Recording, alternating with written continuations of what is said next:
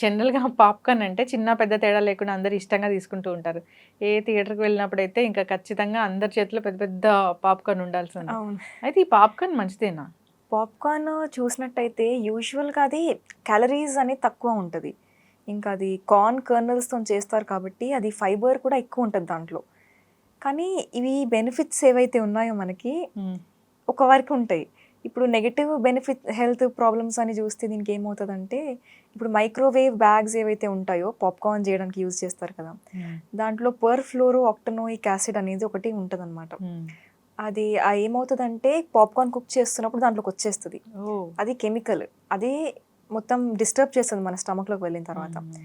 ఇంకొకటేంటంటే ఈ ఫుడ్ అనేది మనం పాప్‌కార్న్ ఎక్కువ హై టెంపరేచర్స్ హీట్‌లో కుక్ చేసినప్పుడు దాంట్లో అన్ని అక్రైలమైడ్స్ అనేది ఫార్మ్ అయిపోతాయి. హ్మ్. అవి పొటెన్షియల్ కార్సినోజెన్స్. హ్మ్. అది తిన్నప్పుడు మనకి బాడీలో మ్యూటేషన్స్ కాజ్ అయిపోతాయన్నమాట. జనరల్‌గా మనం బాగా వాడిన ఆయిల్‌లో కూడా ఆయిల్‌లో కూడా జేస్తారు.